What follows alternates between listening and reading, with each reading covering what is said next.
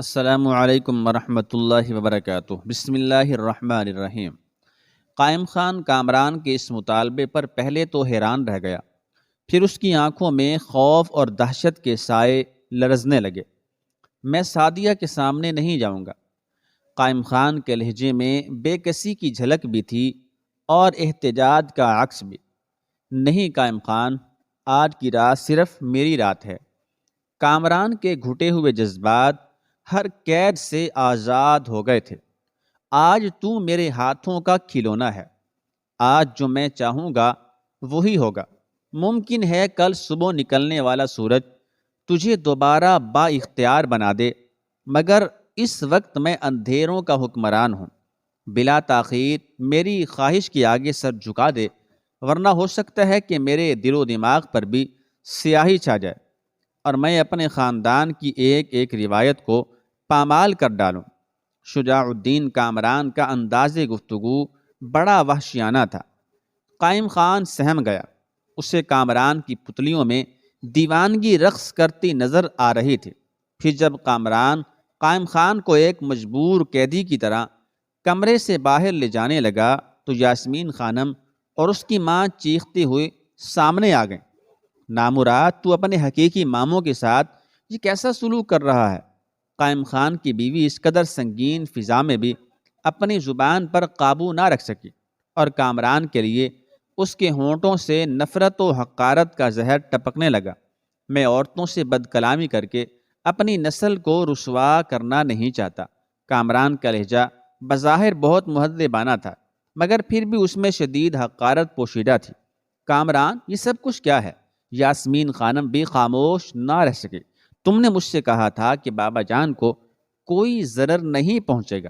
اس شخص کے جرائم ناقابل شمار ہیں یاسمین، مگر میں نے صرف تمہاری خاطر اس داستان ستم کے سارے اوراق نوش ڈالے جسے قائم خان کی بے رحم انگلیوں نے میرے خون سے تحریر کیا ہے۔ پھر بھی اذیتوں سے بھرا ہوا ایک باب باقی رہ گیا ہے۔ میں اس باب کو بند کرنے کا اختیار نہیں رکھتا۔ کامران کی آواز بہت شکستہ ہو رہی تھی۔ غور سے دیکھ لو کہ اس کے بدن پر ہلکی سی خراش بھی نہیں۔ یہ اسی حال میں کچھ دیر بعد واپس لوٹ آئے گا۔ تمہیں میری بات پر اعتبار کرنا چاہیے۔ یاسمین خانم کی ماں نے ایک بار پھر چیخنے کی کوشش کی، مگر کامران کے درست لہجے نے اسے خاموش کر دیا۔ میرے آدمی باہر موجود ہیں، ایسی کوئی حماقت نہ کر بیٹھنا کہ وہ ایک عورت کو روکنے کے لیے تشدد پر اتر آئیں۔ کامران نے جابرانہ حکم کے انداز میں کہا اور قائم خان کو لے کر باہر نکل گیا۔ وہ لمحے بڑے جاں-گداز تھے جب سعدیہ خانم نے بیٹے کو نظروں کے سامنے پایا۔ کچھ دیر کے لیے بوڑھی ماں کو اپنی نبض رکتی سی محسوس ہونے لگی۔ آنکھیں پتھراسی گئیں اور ہونٹ کانپ کر رہ گئے۔ پھر ایک لڑکھڑاتی ہوئی نیم جاں سی آواز ابھری، یہ تو ہے کامران؟ مسلسل 6 ماہ سے آتشی فراق میں جلنے والی ماں کی زبان سے چند الفاظ کیا ادا ہوئے کہ سارے عالم کی فضا غموں کے دھوئیں سے بھر گئی۔ ہاں مادر گرامی، یہ میں ہوں آپ کا بیٹا شجاع الدین کامران۔ تو مجھے چھوڑ کر کہاں چلا گیا تھا بیٹے؟ سعدیہ خانم نے اپنے لرزتے ہوئے بازوؤں کو پھیلا دیا۔ کامران چند قدم آگے بڑھا اور اس آغوش محبت میں سما گیا جو اس زمین پر بے قرار جذبوں کے لیے سب سے زیادہ مضبوط سائبان ہے اور جس کا کوئی دوسرا نعم البدل موجود نہیں۔ میں اپنے بزرگوں کی عظمت گمشدہ کو ڈھونڈنے گیا تھا۔ شجاع الدین کامران ماں کے سینے پر سر رکھ کر رونے لگا۔ میرے بزرگوں کی وہ عظمت جس کے بارے میں کہا جاتا تھا کہ میں نے اسے کھو دیا۔ نہیں میرے بیٹے، سعدیہ خانم اچانک خوشی کے سیلاب سے گزری تو اس کے قدموں کا توازن برقرار نہ رہ سکا۔ کامران نے ماں کو لڑکھڑاتے دیکھا تو سہارا دے کر فرش پر بٹھا دیا اور خود بھی اس طرح جھک گیا کہ پورے جسم کا بوجھ اس کے دونوں گھٹنوں پر تھا۔ میں نے تو کبھی نہیں کہا کہ تو اپنی بزرگوں کی عزت و جلال کو خاک میں ملا دینے والا ہے۔ سعدیہ خانم کی آنکھیں آنسوؤں سے بھر گئی تھیں۔ ایک آپ کے نہ کہنے سے کیا ہوتا ہے مادر محترم؟ کامران بہت زیادہ جذباتی نظر آ رہا تھا۔ میں نے دہلی کی گلیوں میں بکھری ہوئی خاک کے ذروں کی چیخیں سنی ہیں۔ وہ بے جان سنگریزے، وہ بے جان پتھر کے ٹکڑے پکار پکار کر کہا کرتے تھے کہ میں ایک چور ہوں، اور میں نے رائے نعیم الدین ذیشان کی دستار کے ٹکڑے ٹکڑے کر کے انہیں شاہراہ عام پر ڈال دیا ہے کہ لوگ ادھر آئیں اور میرے آباء و اجداد کی فضیلت کو رونتے ہوئے گزر جائیں۔ سعدیہ خانم نے اپنے بیٹے کی بات کا جواب دینے کی بجائے اپنے سامنے کی طرف چونک کر دیکھا۔ قائم خان سر جھکائے کھڑا تھا۔ یہ کون ہے کامران؟ سعدیہ خانم نے پوچھا۔ یہ میرا دوست ہے کمال الدین احمد۔ میں تو اپنی خوشی کے ہنگامے میں اسے بھول ہی گئی تھی۔ بڑی محبت کرنے والا لڑکا ہے، خدا اس کی عمر دراز کرے۔ اندھیرا ہونے کے سبب سعدیہ خانم اپنے بڑے بھائی کو نہیں پہچان سکی تھی۔ یہ میرا دوست کمال الدین احمد نہیں، آپ کے محترم بھائی قائم خان راجپوت ہیں۔ کامران نے انتہائی تحقیر آمیز لہجے میں کہا۔ بھائی صاحب؟ سعدیہ خانم کھڑی ہو گئی۔ یہ یہاں کس لیے آئے ہیں؟ اپنے گناہوں کی معافی مانگنے۔ شجاع الدین کامران نے ماموں کی شخصیت کو مزید روشن کرتے ہوئے کہا۔ مجھے اس انقلاب پر اعتبار نہیں آئے گا بیٹے۔ سعدیہ خانم نے منہ پھیرتے ہوئے کہا۔ ابھی تو یہ نیلا آسمان اپنے نادیدہ ستونوں پر کھڑا ہے اور زمین اس انداز سے اپنے محور پر گھوم رہی ہے، پھر قائم خان کو کیا مجبوری تھی کہ وہ بیوہ بہن کے دروازے پر چلے آئے؟ ابھی تو نظام ارض و سما زیر و زبر نہیں ہوا ہے، اور ابھی قبروں نے اپنے مردے بھی نہیں اگلے ہیں، اور ابھی انسانوں کے ہاتھوں میں ان کے اعمال نامے بھی نہیں دیے گئے ہیں۔ پھر قائم خان پر ایسی کیا افتاد پڑی ہے کہ انہیں اپنے گناہوں کا احساس ہونے لگا ہے؟ کامران، انہیں رخصت کر دے اور صاف صاف کہہ دے کہ اس دنیا میں میرا کوئی گناہ گار نہیں ہے۔ یہ کہہ کر سعدیہ خانم گھر کے اندر چلی گئی۔ اب مجھے جانے دے بیٹے۔ قائم خان بھکاریوں کی طرح گڑ گڑایا۔ تیری ماں میری صورت دیکھنے کی بھی روادار نہیں، پھر میں کس سے اپنے گناہوں کی معافی مانگوں؟ قائم خان نے بڑی عیاری کے ساتھ ایک نیا بہانہ تراشا۔ اندر چل، بات ابھی ختم نہیں ہوئی۔ اب کامران کا لہجہ مکمل طور پر گستاخانہ ہو گیا تھا۔ اپنی فطرتی کمینگی پر وحشت کا غلبہ ہو گیا۔ میں جانتا ہوں ماں کہ آپ میرے ہاتھ میں قلم دیکھنا چاہتی تھی، مگر میں اسے پسند نہیں کرتا۔ کامران کا لہجہ تلخیوں سے بھرا ہوا تھا۔ ایسا مت سوچ بیٹے، قلم آخر قلم ہے، ابھی تجھے اس کی طاقت کا اندازہ نہیں۔ سعدیہ خانم نے بیٹے کی سرکشی کو زائل کرنے کے لیے بہت نرم لہجہ اختیار کیا تھا۔ اسے خدشہ تھا کہ تندخو کامران کہیں اس کے کسی لفظ سے ناراض ہو کر واپس نہ لوٹ جائے، اور پھر وہ کھنڈر کے دروازے پر بیٹھ کر جدائی کی آگ میں جلنے لگے۔ میں نے قلم کی طاقت بھی دیکھی ہے ماں۔ کامران کا انداز بدستور باغیانہ تھا۔ قاضی عماد الدین کے قلم کی ایک جنبش نے آپ کے بے قصور بیٹے کے پورے چہرے کو سیاہ کر کے اسے پسے دیوار زندہ بھیج دیا تھا۔ اس نے ایک معصوم نوجوان کی قبا پر رسوائیوں کی ایسی عبارت تحریر کر دی تھی جسے نہ کسی بیوہ کی التجائیں دھو سکیں اور نہ کسی یتیم کی فریادیں دھو سکیں۔ وہ لکڑی کا ایک چھوٹا سا ٹکڑا یقیناً بہت طاقتور تھا، مگر میں نے لوہے کی تاثیر کو بھی آزما کر دیکھا ہے۔ شجاع الدین کامران آج عجیب انداز میں گفتگو کر رہا تھا۔ آپ حقیقت کیوں نہیں سمجھتی کہ قلم کو بھی فولاد کے ٹکڑے کی مدد سے تراشا جاتا ہے؟ یہ اسی شمشیر کا کمال ہے کہ جب قائم خان کو اپنی گردن پر دھار دار لوہے کی سختی کا احساس ہوا تو وہ آپ کے قدم چومنے کے لیے دوڑا چلا آیا۔ وہ آپ کے قدم چھونے کے لیے دوڑا چلا آیا۔ اس نے اپنے جرم کا بھی اعتراف کر لیا اور قاضی عماد الدین کی شرکت میں گواہی پیش کر دی۔ پھر میں فولاد کے اس ٹکڑے کو قلم سے زیادہ طاقتور کیوں تسلیم نہ کروں؟ سعدیہ خانم مجبوراً خاموش ہو گئی۔ وہ بحث کر کے اپنے بیٹے کے جذبات کو مزید مشتعل کرنا نہیں چاہتی تھی۔ اپنے ماموں کو عزت و احترام سے رخصت کر دے کہ مجھے ان سے کوئی شکایت نہیں ہے۔ نہیں ماں، یہ آج تیرے قدموں پر سر رکھے گا، ورنہ اپنے گھر کو واپس نہیں جائے گا۔ شجاع الدین کامران کسی کم عمر بچے کی طرح مچل گیا۔ بیٹے، یہ بڑا گناہ ہے، تیرا مذہب اس ناروا فعل کی اجازت نہیں دیتا۔ سعدیہ خانم نے ایک نامعلوم خوف سے لرزتے ہوئے کہا۔ اسی کامران کی آنکھوں میں انتقام کے شعلوں کی بجائے دہکتا ہوا آتش فشاں نظر آ رہا تھا۔ مجھے سب پتہ ہے ماں، مگر میں آج پورے ہوش و حواس کے ساتھ یہ گناہ کرنا چاہتا ہوں، کامران نے ماں کو جواب دیا، اور پھر فوراً ہی قائم خان سے مخاطب ہو گیا۔ میں تجھے خوب جانتا ہوں قائم خان، تو صرف نام کا مسلمان ہے۔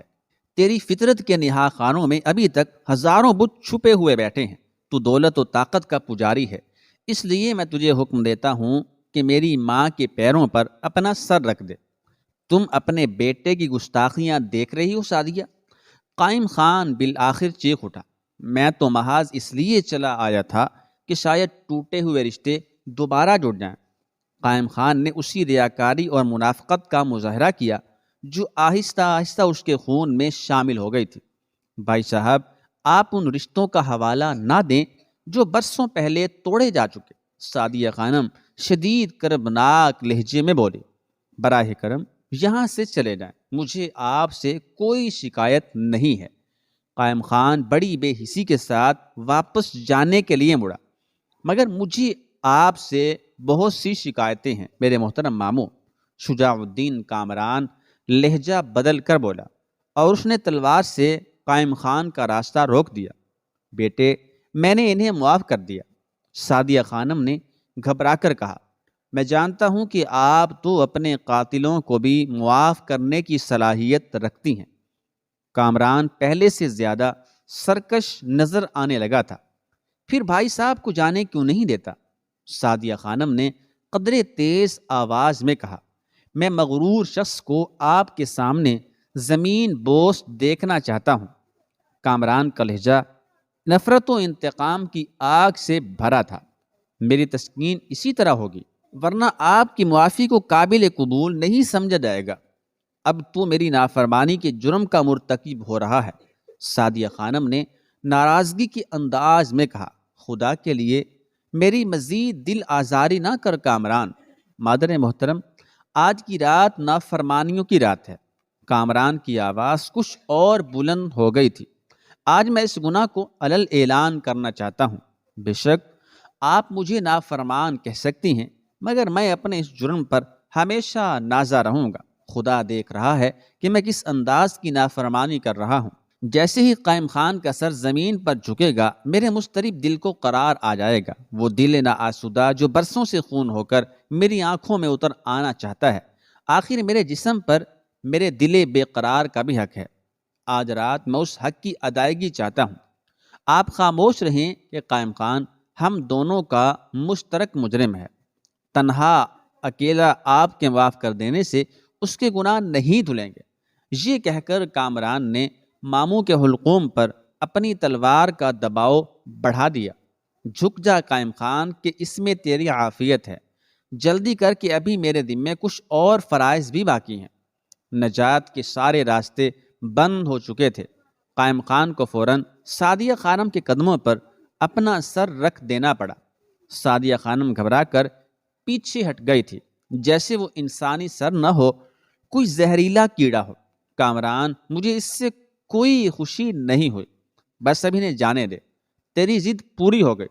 سعدیہ خانم فریاد کے انداز میں چیخ رہی تھی، آج میں بہت خوش ہوں کہ میری زندگی کا سب سے کیف آور لمحہ ہے۔ شجاع الدین کامران قہقہہ زن ہوا، اب اگر میں قبر میں بھی اتار دیا جاؤں تو قیامت تک میرے جسم پر سرشاری کی ایک ناقابل بیان کیفیت طاری رہے گی، اور اگر شدید محرومیوں کے عالم میں بھی زندہ رہوں تو یہ تصور مجھے مرنے نہیں دے گا کہ میں نے اپنی ماں کی آرزوؤں کے قاتل کو سر جھکانے پر مجبور کر دیا۔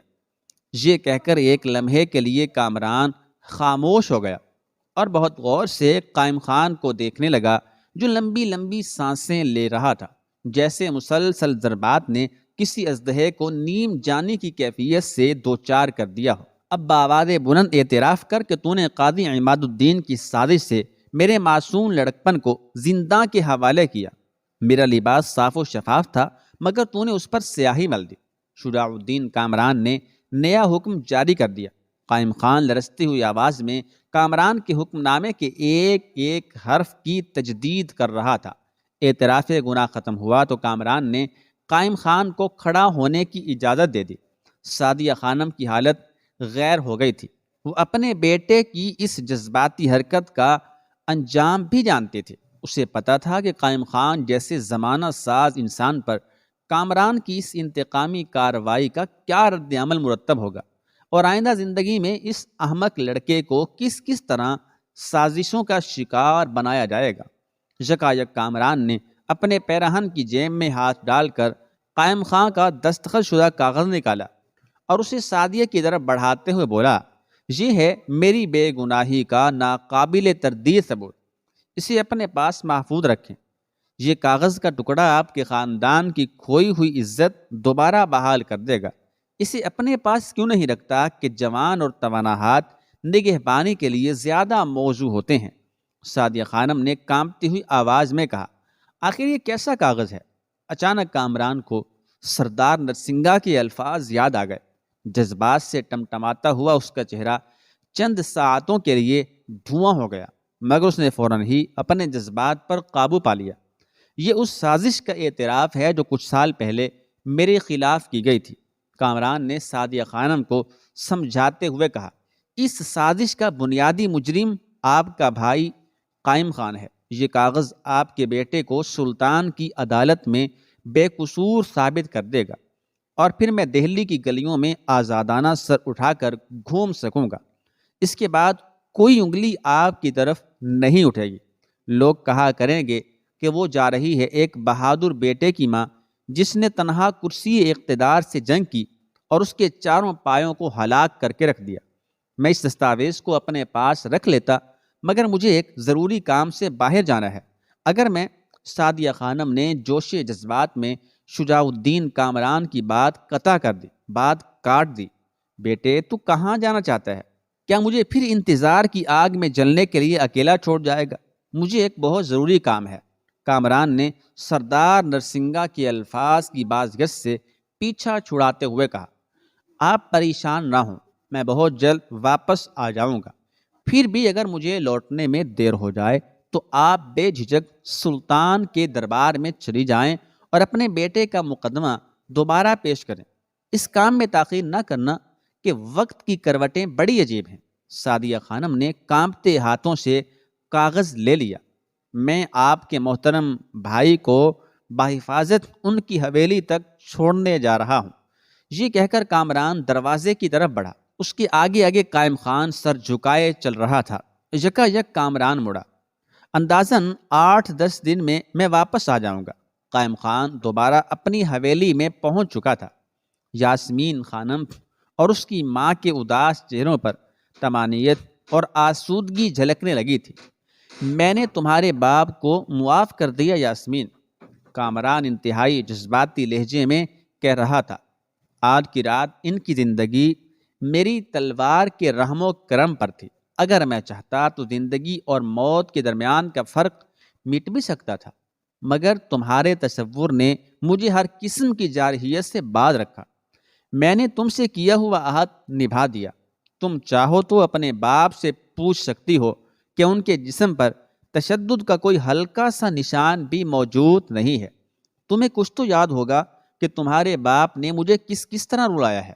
مجھے آج بھی اپنے رخساروں پر ان تمانچوں کی سوزش محسوس ہوتی ہے جو تمہارے ماں باپ نے ایک یتیم بچے کو تحفتاً پیش کیے تھے۔ میں ان زخموں کو نہیں بھولا ہوں جو میرے جسم پر صرف اس لیے سجائے گئے تھے کہ میں تم سے ملنا چاہتا تھا۔